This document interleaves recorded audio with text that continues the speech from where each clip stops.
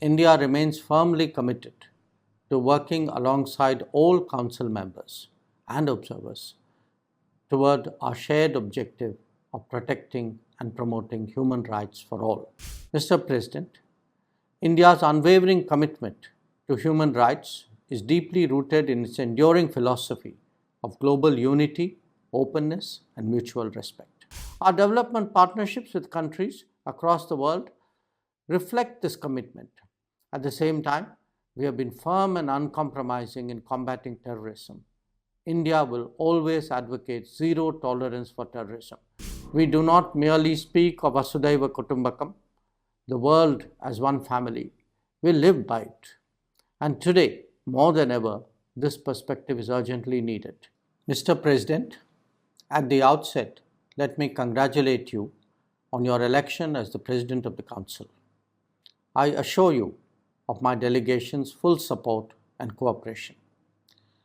As an observer in the Council this year, India remains firmly committed to working alongside all Council members and observers toward our shared objective of protecting and promoting human rights for all.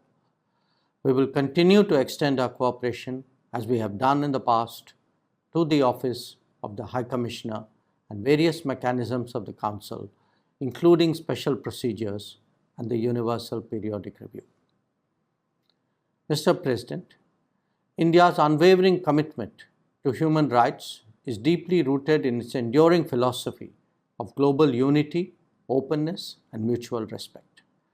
These values form the foundation of our constitutional framework, which guarantees fundamental rights while upholding the ideals of justice, liberty, and equality. Last year, our general elections stood as yet another testament to these ideals and to the strength and vibrancy of our democracy. As the world's largest democracy, representing a sixth of humanity, India's general elections was an opportunity for 1/8 of the global population to cast its vote.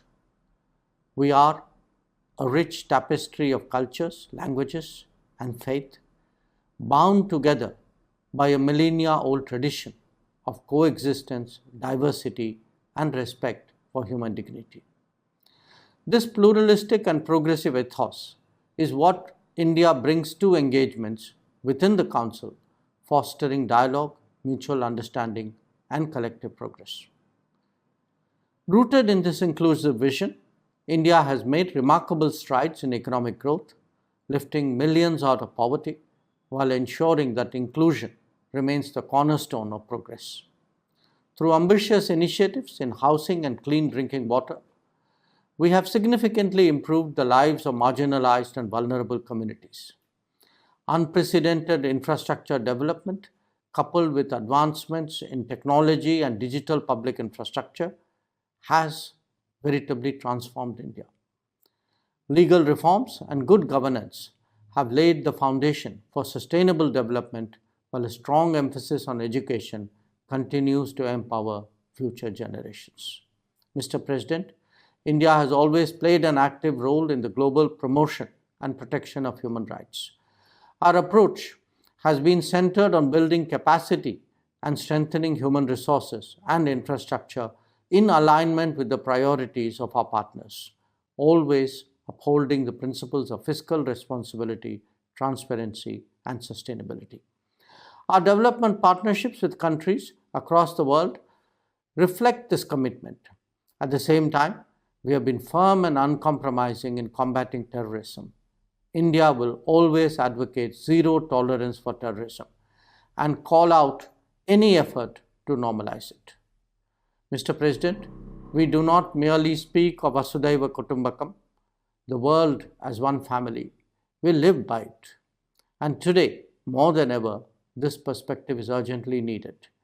The world continues to grapple with conflicts and crises, growing more fractured, uncertain, and unstable in the face of emerging challenges, even as it struggles to recover from the recent ones.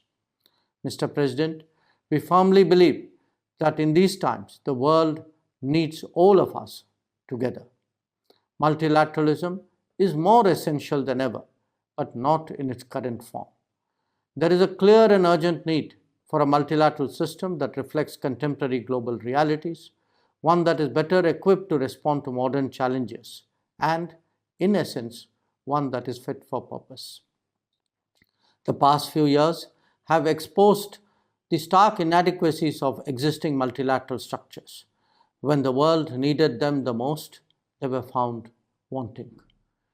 If we truly seek to protect and promote human rights for all, we cannot afford to ignore the need for urgent reform.